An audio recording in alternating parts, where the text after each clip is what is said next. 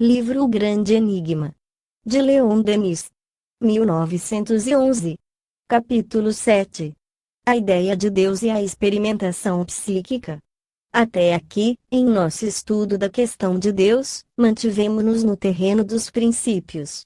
Nesse domínio, a ideia de Deus nos aparece qual chave da abóbada da doutrina espiritualista. Vejamos agora se não tem importância igual no domínio dos fatos, na ordem experimental. 22. Início da nota do redator. 22. Vide minhas obras precedentes, Cristianismo e Espiritismo, no Invisível, ainda, Espíritos e Médiuns, Tratado de Espiritismo Experimental. Fim da nota do redator. À primeira vista, pode parecer estranho ouvir dizer que a ideia de Deus representa papel importante no estudo experimental, na observação dos fatos espíritas.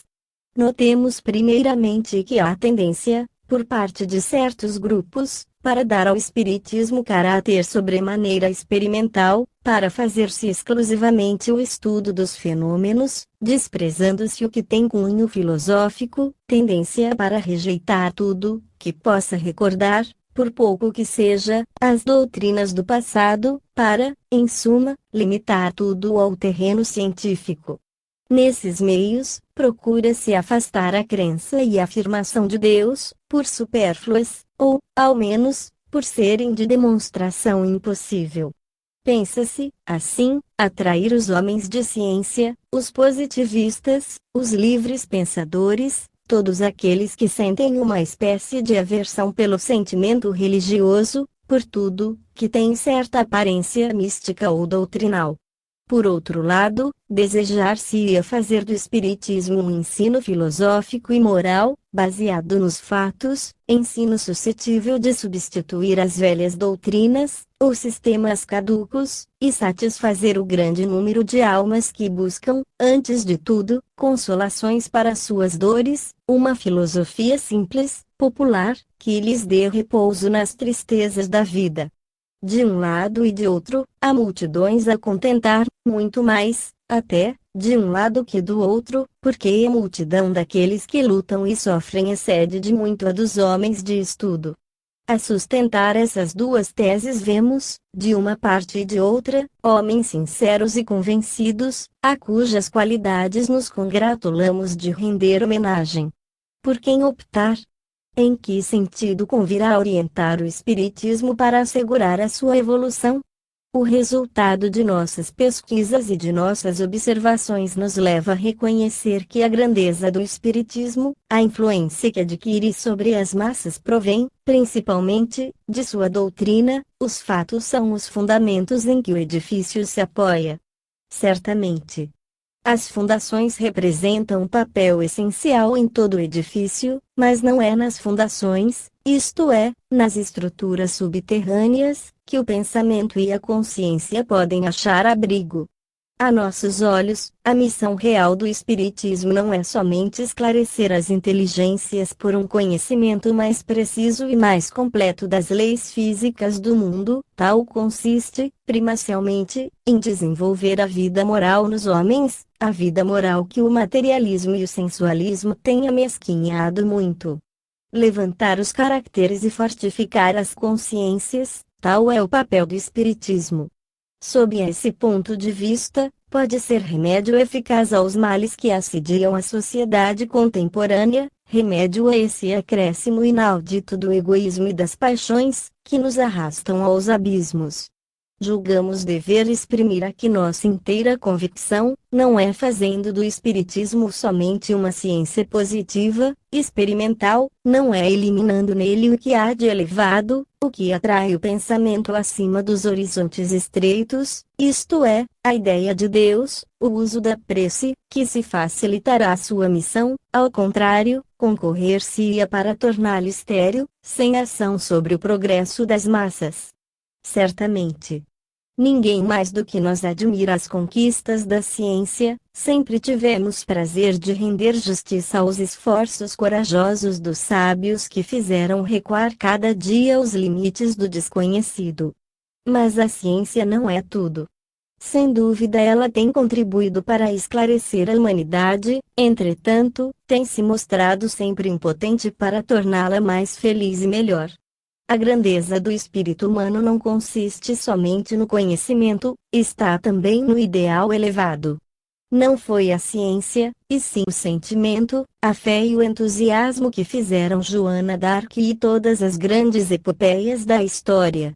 Os enviados do alto, os grandes predestinados, os videntes e os profetas não escolheram por móvel a ciência, escolheram a crença. Eles vieram para mostrar o caminho que conduz a Deus, que é feito da ciência do passado. As vagas do esquecimento a submergiram, tal qual submergirão a ciência de nossos dias. Quais serão os métodos e as teorias contemporâneas em 20 séculos? Em compensação, os nomes dos grandes missionários têm sobrevivido através dos tempos. O que sobrevive a tudo, no desastre das civilizações, é o que eleva a alma humana acima de si mesma, para um fim sublime, para Deus. Há outra coisa mais. Mesmo nos limitando ao terreno do estudo experimental, há uma consideração capital em que devemos inspirar-nos. É a natureza das relações que existem entre os homens e o mundo dos espíritos, é o estudo das condições a preencher para tirar dessas relações os melhores efeitos. Desde que chegamos aos ditos fenômenos, ficamos impressionados pela composição desse mundo invisível que nos cerca, pelo caráter das multidões de espíritos que nos rodeiam e que procuram sem cessar pôr-se em relação com os homens. Em torno do nosso atrasado planeta flutua uma vida poderosa, invisível, onde dominam os espíritos levianos e motejadores, com os quais se misturam espíritos perversos e malfazejos. Ali há muitos apaixonados, cheios de vícios, criminosos.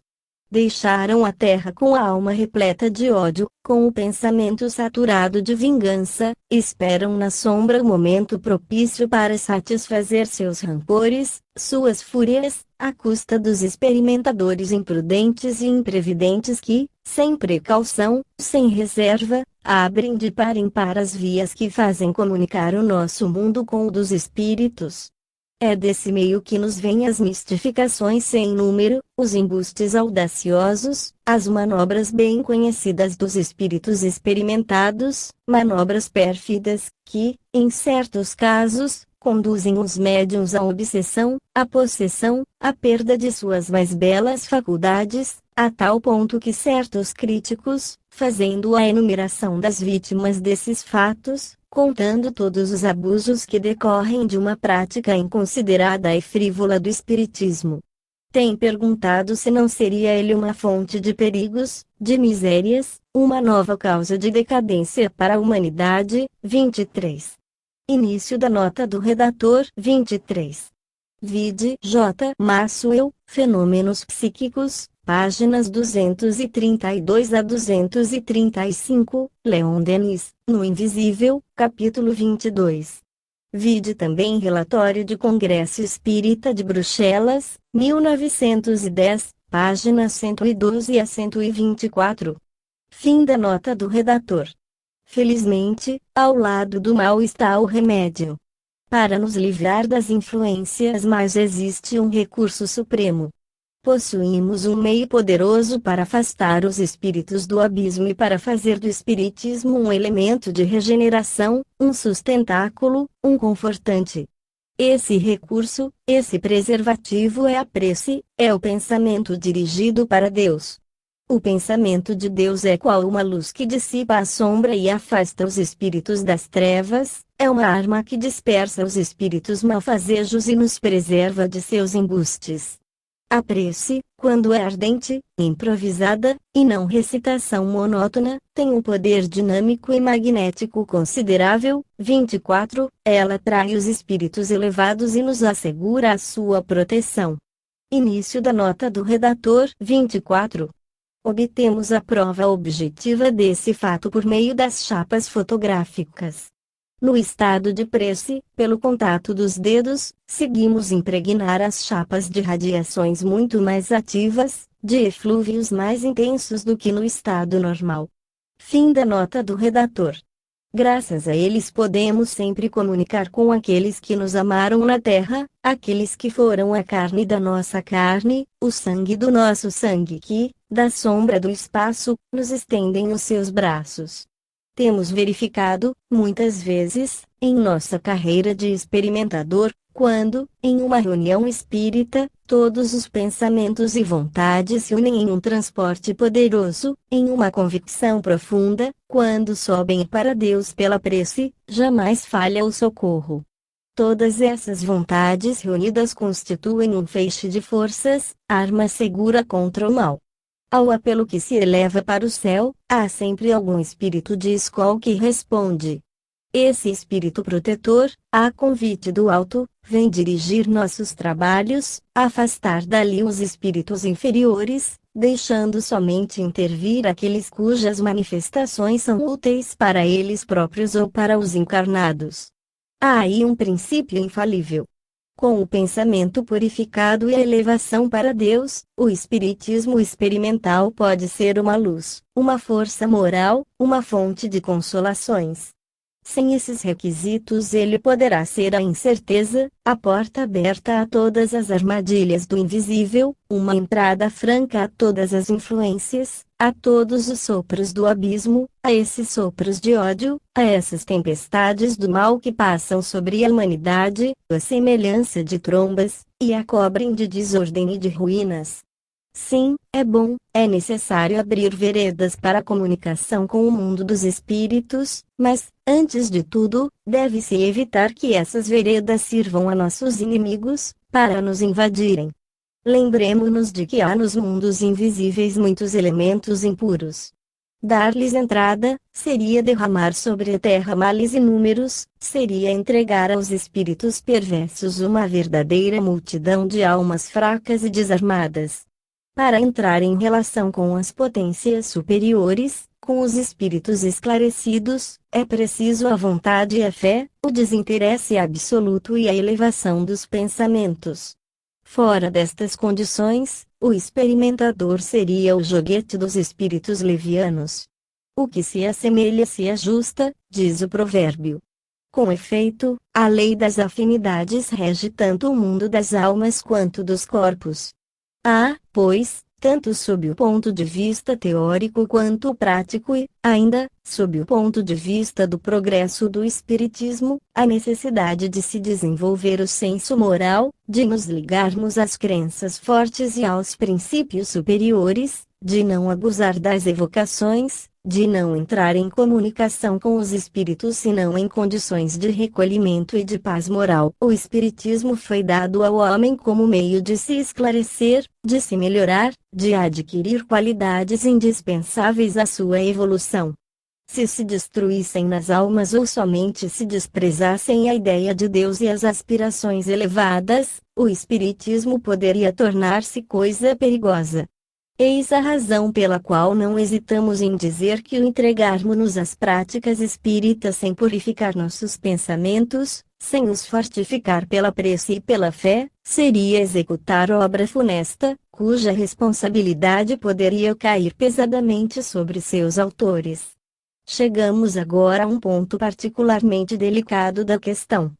Exprobra-se muitas vezes aos espíritas o não viverem sempre em harmonia com os seus princípios, fazem observar que entre eles o sensualismo, os apetites materiais e o amor do lucro ocupam um lugar muitas vezes considerável.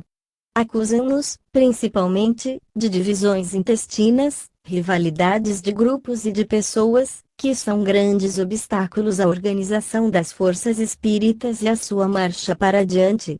Não nos convém insistir sobre essas proposições, não queremos pronunciar aqui nenhum juízo desfavorável para quem quer que seja. Permita-se-nos somente fazer notar que não seria reduzindo o espiritismo ao papel de simples ciência de observação, que se conseguiria iludir, atenuar essas fraquezas. Ao contrário, não faríamos mais que as agravar. O espiritismo exclusivamente experimental não teria mais autoridade, nem força moral necessárias para ligar as almas. Alguns supõem ver no afastamento da ideia de Deus uma aproveitável medida ao espiritismo. Por nossa parte, diremos que a insuficiência atual desta noção e, ao mesmo tempo, a insuficiência dos nobres sentimentos e das altas aspirações, que produzem a falta de coesão e criam as dificuldades da organização do espiritismo. Desde que a ideia de Deus se enfraquece em uma alma, a noção do eu, isto é, da personalidade, aumenta logo, e aumenta a ponto de se tornar tirânica e absorvente. Uma dessas noções não cresce e se fortifica senão em detrimento da outra. Quem não adora Deus, adora-se a si mesmo, disse um pensador. O que é bom para os meios de experimentação espírita, é bom para a sociedade inteira. A ideia de Deus, nós o demonstramos, liga-se estreitamente à ideia de lei, e assim à de dever e de sacrifício. A ideia de Deus liga-se a todas as noções indispensáveis à ordem, à harmonia, à elevação dos seres e das sociedades. Eis porque, logo que a ideia de Deus se enfraquece, todas essas noções se debilitam, desaparecem, pouco a pouco, para dar lugar ao personalismo, à presunção, ao ódio por toda a autoridade, por toda a direção, por toda a lei superior. E é assim que, pouco a pouco, grau por grau, se chega a esse estado social que se traduz por uma divisa célebre, que ouvimos ecoar em toda parte: nem Deus, nem Senhor.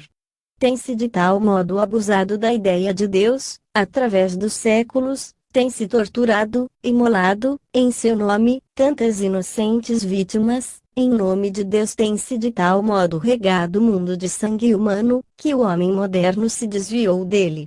Tememos muito que a responsabilidade desse estado de coisas recaia sobre aqueles que fizeram, do Deus de bondade e de eterna misericórdia, um Deus de vingança e de terror. Mas, não nos compete estabelecer responsabilidades. Nosso fim é, antes, procurar um terreno de conciliação e de aproximação, em que todos os bons espíritos se possam reunir. Seja como for, os homens modernos, em grande maioria, não querem mais suportar acima deles nem Deus, nem lei, nem constrangimento, não querem mais compreender que a liberdade, sem a sabedoria e sem a razão, é impraticável. A liberdade, sem a virtude, leva à licença, e a licença conduz à corrupção, ao rebaixamento dos caracteres e das consciências, em uma palavra, anarquia. Será somente quando tivermos atravessado novas e mais rudes provas que consentiremos em refletir. Então, a verdade se fará à luz e a grande palavra de Voltaire se verificará aos nossos olhos. O ateísmo e o fanatismo são os dois polos de um mundo de confusão e de horror, a história de Gemi. É verdade que muito se fala de altruísmo, nova denominação do amor da humanidade, e se pretende que esse sentimento deve bastar. Mas, como se fará do amor da humanidade uma coisa vivida, realizada, quando não chegamos, não direi a amar-nos, mas somente a suportar-nos uns aos outros? Para se agruparem os sentimentos e as aspirações, é necessário um ideal poderoso.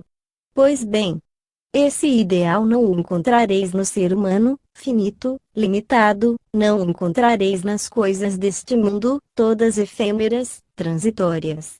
Ele não existe senão no ser infinito, eterno. Somente ele é bastante vasto para recolher, absorver todos os transportes, todas as forças, todas as aspirações da alma humana, para reconhecê-los e fecundá-los. Esse ideal é Deus. Mas que é o ideal? É a perfeição. Deus, sendo a perfeição realizada, é ao mesmo tempo o ideal objetivo, o ideal vivo.